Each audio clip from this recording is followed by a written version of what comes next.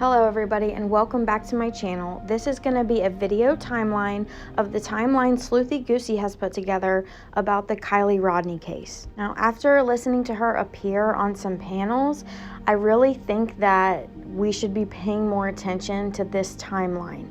Now, she has spoken with, I believe, Elsa, who was also one of the teens who was at this party at Prosser Campground. Since the only real insights about the party that we have heard about are from Sammy and Mags, I think that it's worth it to take a look at this timeline and just see what you think about it. The day of the party, I hung out with her, we made creme brulee. Everything was normal. I don't think she ran away or anything. I would have noticed if something was slightly off. That was loaned to Kiely on the day that she disappeared. This item is of significance. We believe that Kiely was still in possession of this hoodie when she disappeared. And the photo in the middle is an actual photo of Kiely's vehicle. It's a 2013 silver Honda CR-V.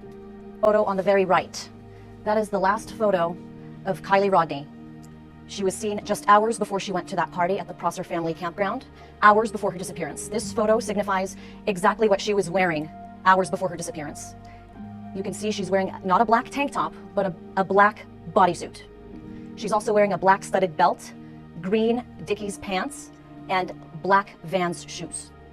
This is what she was last seen wearing just hours before her disappearance. Just hours before her disappearance.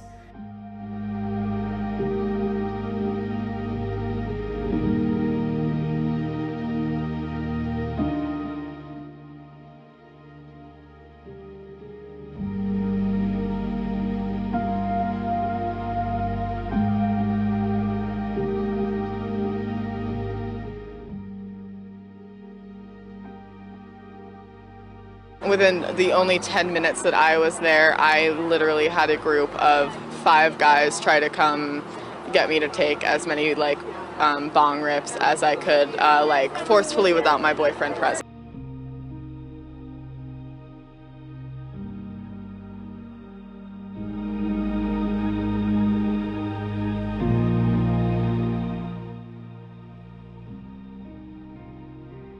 And it started to grow really big. I would say around 10 to 10:30.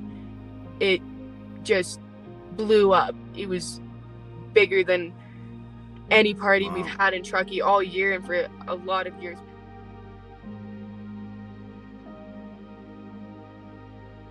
And so I was just like, okay, be safe. Don't do anything stupid. At 10:30, she responded to what I was saying and just said, "Oh, I'm sorry that you're going through that." And that was the last time I heard from her. Staying together all around the party, we would break off for mere moments from each other to go talk to other people or to go do other things, but we would always come back to each other. We were just going around the party. We were drinking the same drinks, being teenagers, throwing glow sticks into the party. Kiely and I were going around taking shots and just drinking. We were trading drinks with each other. We were sharing drinks with each other. We would go back to her car to get some alcohol sometimes, and then we went to her car to charge her phone, and we were talking about just random stuff, and then it's kind of hard to remember. And so, we were talking about her texting her mom and her charging her phone and stuff, and just about the party in general. And then we had a few other friends in the car, and then we all decided to go back to the party, and we were around in there for a bit. I had asked her for a ride home when we were in the car because my ride was leaving, and I wanted to stay at the party longer. And so then we ended up splitting up in the party because I went to go find another ride when we got back into the party after leaving the car so that we could So there were some friendly fights that were going on. There was, we had boxing gloves.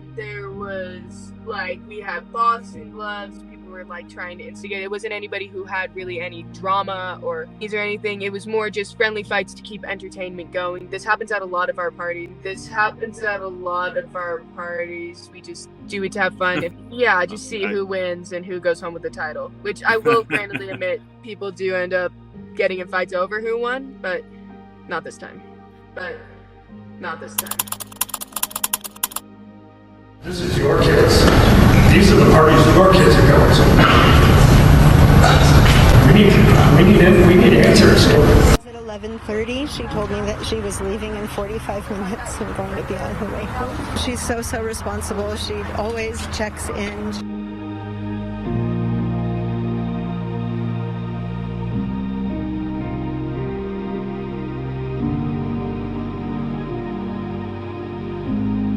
I grabbed my phone and I looked for her location that she always shared with me, and the last update it had was from the party site about midnight.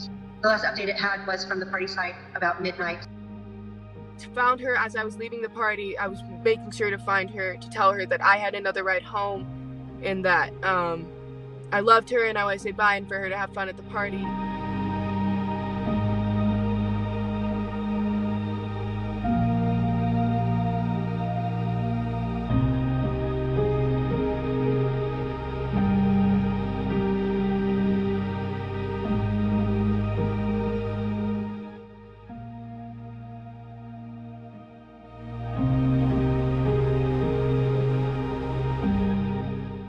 And then when I left the party, we were pretty much on 89 with my ride, and she called me as I was in the car in the passenger seat, and she was like, "Hey, where are you?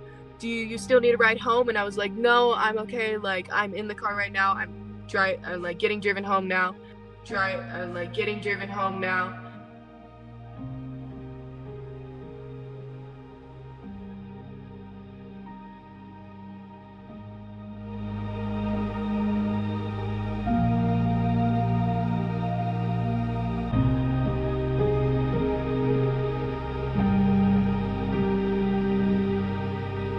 Up 8 o'clock on Saturday morning and immediately realized that she had not woken me up, and so I thought my husband was home. Maybe she checked in with him, and so I got up and I looked at the driveway and her car wasn't there, and I looked at her room and she wasn't there, and I reached for my phone and I grabbed my phone and I looked for her location that she always shared with me, and the last update it had was from the party site about midnight.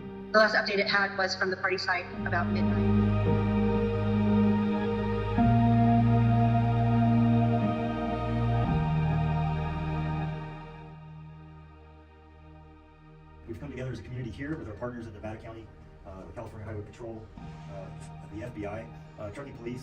The FBI at this point has dedicated almost 50 personnel to this search for Kiely. They are out actively searching, knocking on doors, going to businesses, recovering video, the public too. The tip line, please, if you have any further information for us, call that tip line. Out of the 200 to 300 juveniles and young adults who were at that party at the Prosser Campground Friday evening, somebody knows something about Kiely.